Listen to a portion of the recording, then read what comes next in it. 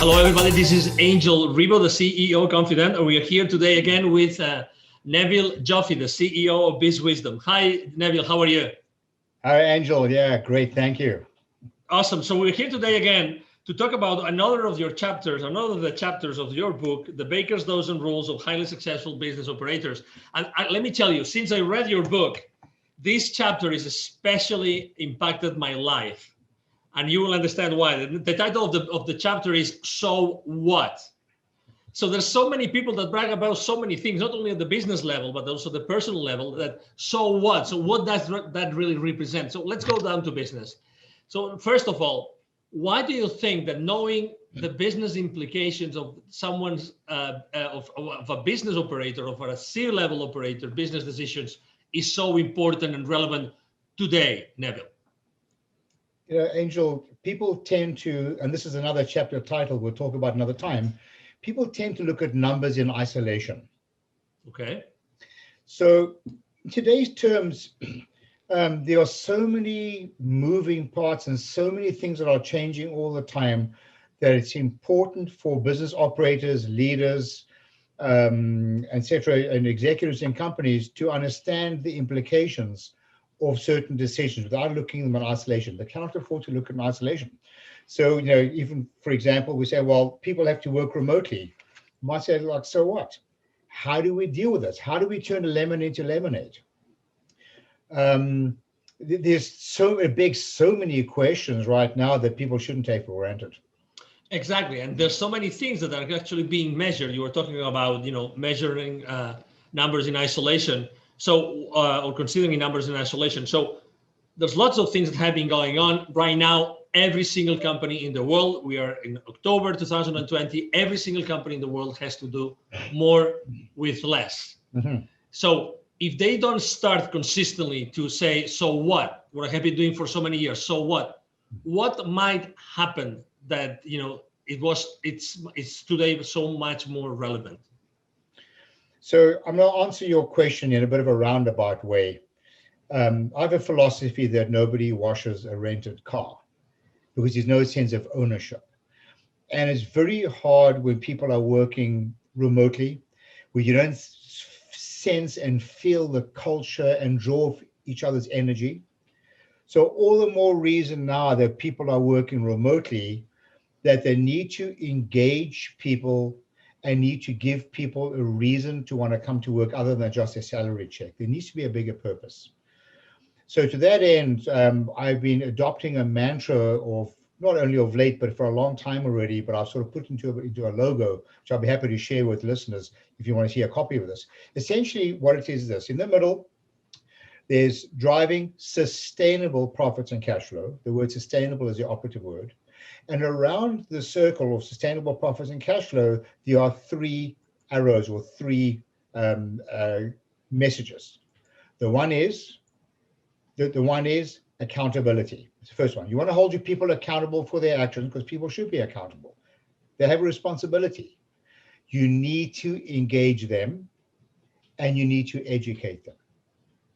But it's not fair to hold them accountable if you don't educate them. And if you educate them, then it's reasonable to get them engaged. So to get people engaged in processes takes away this whole notion of the so what, because they don't see numbers in isolation. People will say, well, my numbers, my revenues are up, and they'll say, okay, so what? What about the profitability? What about cash flow? They may say, well, we've hired more people, we're doing great. We'll say, so what? Maybe we're not being as efficient as we should be. People start thinking at a deeper level, always with a single reason why we're in business, is to drive shareholder value. And everybody should be engaged in that conversation, especially now that they're working remotely. So they don't see their own jobs in isolation. Their job is part of a bigger purpose. Exactly. This book, you know, this is the cover of the book, has every single chapter has a very, very interesting structure. So it's basically the chapter itself, and then there's a series of questions. And then there's even, you know, several pages of notes. And I'm reading one of the questions of your so what chapter. For instance, so does your HR department tend to talk about how satisfied your employees are? That's a very charged question. do they tend to talk about this? Even now, they're working remotely. So maybe, people are happy. So what? What are the consequences of that happiness today? What is the effect of that happiness today that the company has changed so much that everybody works remotely and that resources are much more critical than before? So what, right? A lot of HR, with no disrespect to HR or training, they see things in isolation, in the sense that we've done a survey and people are happy. The next thing you know, they're leaving. Staff attrition, employee attrition is very expensive. And it's a known fact that people often leave not because of financial remuneration, they leave because they're not happy. People are significantly more happy in organizations when they're felt needed, when they feel that they are contributing, when they're engaged in decision making. They will put that before money for the most part. Let me ask you another question. Actually, just yesterday, Neville and I were having a conversation with a C-level executive of a very large IT company. And we were having a conversation about the sales force of that particular company. And, he was talking about, how important it is, how all the sales force, the members of the sales force, all those managers and VPs adapt to the new situation, right? So, and some salespeople might say, but I've been here successful for so many years, for 20 years or 30 years, right? So immediately, the question that comes from this level executive, so what, right? So how does that mean that what worked for the last 20, 30 years is going to work now? What's going to be the effect of doing the same thing the same way, right, Neville? Yes, we had a fantastic conversation. In fact, he was talking about the holy grail in business, where if he could get his salespeople to be, rewarded for the success of the customer in relationship to the product or service they sold, that would be a game changer.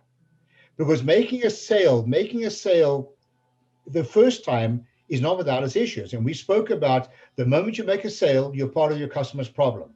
Why? Because you're an expense on their P&L and your revenues and yours.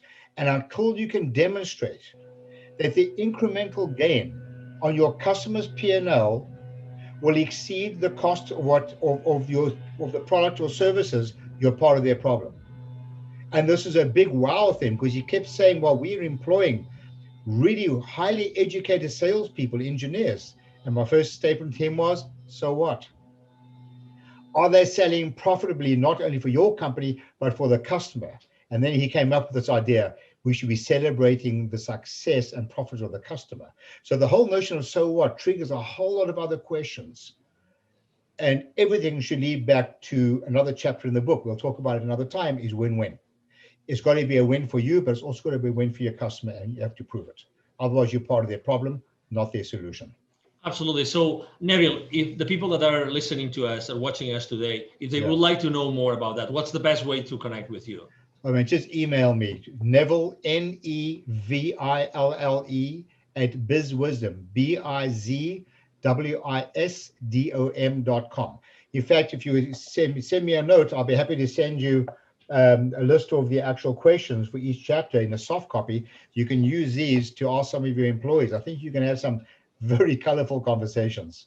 You bet, absolutely. So thank you very much, Neville, for being with us today. It's been a blessing. You're very welcome, Angel, anytime. Absolutely, thank you. And again, to everybody watching us, thank you very much for being with us today. I am sure that you have enjoyed this conversation with Neville Joffe, the CEO of BizWisdom, as much as we have.